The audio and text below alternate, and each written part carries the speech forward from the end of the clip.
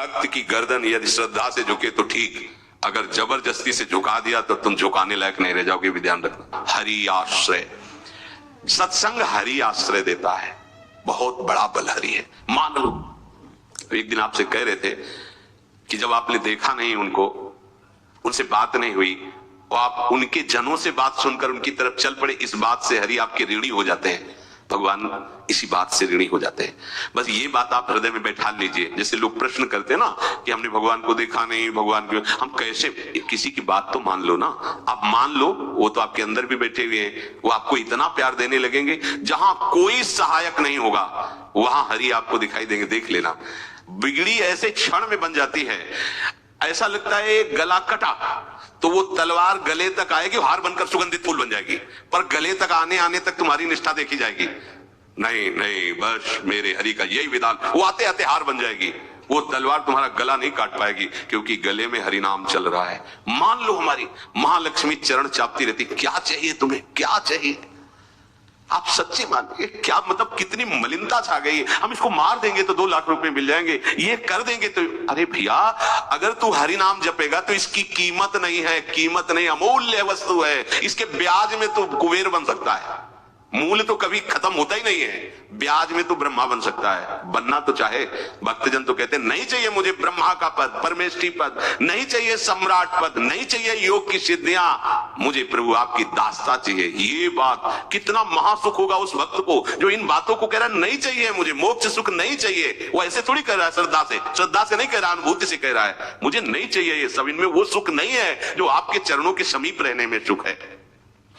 नहीं सत्संग भजन नहीं हरि को, श्रवण न राम कथा अनुरागी, सुत बीतदार भवन ममता निसि सोवत अति न कबहु मति जागी।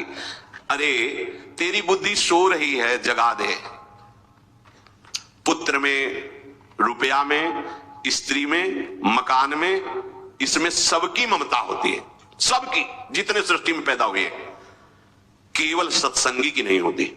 जो असली सत्संगी है उसकी ममता प्रभु के चरणों में होती है, क्योंकि वो जानता है सब रूपों में प्रभु ही है, ये सब पसारा प्रभु का ही है, इसलिए ममता उसकी प्रभु के चरण। एक अहमता ममता, ये जग में है दुख जाई, ये जब श्री जी की ओर लगे तो होत परम। जाग जा, बिना जागे दुख दूर नहीं हो सकता।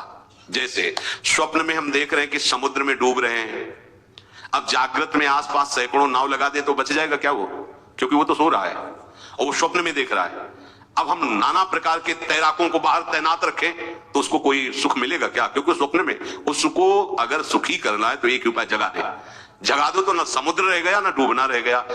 ऐसे ही संसार में मोह से ऐसे ग्रसित जीव है, भाई इतना ही सुखचार है, और उसी स्वप्न में वो दुख से निवृत्त होना चाहते हैं।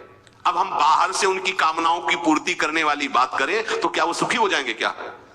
इसीलिए कोई साधु जो भगवत मार्ग का पथिक है वो कभी सपोर्ट नहीं करेगा जाओ ऐसा, वो जाओ ऐसा ही है जैसे उस स्वप्न में समुद्र में डूब रहा है, बाहर से हम जल जहाज नाव तैराक सब लगा रहे हैं, लेकिन वो नहीं सुखी होगा, क्योंकि उसके सुख का कारण तब बनेगा जब स्वप्न हटे। स्वप्न तब हटेगा जब वो जागे। जो सपने सिर काटे कोई, बिन जागे दुख दूर न होई, तो उसको जगा दो। साधुजन क्या करते हैं, जगा देते हैं उसको। जागो, कहां मोह निशा सब सो निहारा, देखे स्वपन अनेक प्रकारा, ये जग जामिन जागे जोगी। योग भगवान से जो तुमने वियोग कर रखा है, तुम जगो। जे ही जगोगे तो जे ही जाने जग जाए हेराई, जागे जथा स्वपन भ्रम जाई। कोई नहीं यहां। एक कल श्लोक, मत्ता परतरम नान्यत् किंचित् अस्ति धनंजय, मेरे सिवा कोई नहीं। ये कब पता चलेगा? जागने पर। तो हमें ये बहुत कुछ दिखाई दे रहा है, स्वप्न है। उमा कहूं मैं अनुभव अपना, सत हरि भजन जगत सब सपना। तो बोले तुलसीदास हरि नाम सुधा तरी, सठ हठ पियत विषय विष मांगी। अगर कहीं संतों के पास भी गए तो क्या मांग रहे हैं? हट करके विषय विष मांग रहे हैं। ओ आत्मदेव नाम के एक ब्राह्मण थे, सब कुछ समृद्धि थी, संतान थी नहीं, बड़े दुखी गृहस्थी में। हमारा कुल चलाने वाला होना चाहिए, बड़ा भ्रम बैठा हुआ है। हमारा कुल चलाने वाला नहीं तो सब बेकार, जीवन ही बेकार हो गया। बिना गुरु के यदि शास्त्र पढ़ोगे ना तो भ्रमित हो जाओगे। स्पष्ट लिखा, पुत नाम के नरक की उसको प्राप्ति होती जिसके संतान नहीं होती। अब तो गृहस्थ में बेचारा पड़े परेशान। उन्होंने सोचा इससे अच्छा है आत्महत्या कर लें। बहुत संतों के पास जाकर के यज्ञ करके सब अपनी कामनाओं की पूर्ति चाहते, दान पुण्य दे करके। उसने भी जितना उपाय हुआ किया, नहीं हुई संतान। मरने के लिए जंगल में उधर से एक सन्यासी जी आ रहे थे, देखा साधु तो ब्राह्मण तो थे, उठे प्रणाम किया, देखा उनको उदास क्यों हो। उनका महाराज उदास ही नहीं, मैं तो आत्महत्या करने आया हूं यहाँ जंगल में। अरे ये तो महापाप है, आत्महत्या तो बड़ी दुर्गति का कारण है। बोले महाराज अगर आप बचाना चाहते हो तो आप कृपा करो। क्या क्या चाहते हो?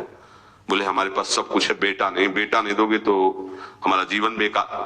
तो उन्होंने अंतर्दृष्टि से देखा और कहा 7 जन्म तक तेरे पुत्र नहीं भाग्य में तेरे लिखा है। तो उसने कहा फिर तो अभी मरते हैं, आत्महत्या करते हम 7 जन्म के बाद हम 7 दिन नहीं जिएंगे, हमें पुत्र चाहिए। संत का दयालु। देखो जिनके पास तपस्या और भजन का धन होता है, जब भगवान अधीन है तो कुछ भी कर सकते हो, कुछ भी कर सकते हैं। प्रारब्ध मिटाना कोई बड़ी बात नहीं। प्रारब्ध जानते कोई देवता थोड़ी है, तुम्हारा पीछे का किया हुआ कर्म है। और इधर जोर का भजन, भजन के प्रभाव से कर्म को नष्ट करने में देर थोड़ी लगती है। ये तो अच्छे शुभ कर्म करो तो तुम्हारा प्रारब्ध बदल जाएगा। भजन का प्रयोग प्रारब्ध बदलने के लिए थोड़ी है। पर वो ऐसा हट किए तो उनका देखो, हट करने से लाभ नहीं मिलता है। उनका हमें उपदेश नहीं, हमें पुत्र चाहिए। अगर आप भगवत प्रेरित होकर यहां आए हो तो आप हमें। तो उन्होंने तपस्या के बल से फल की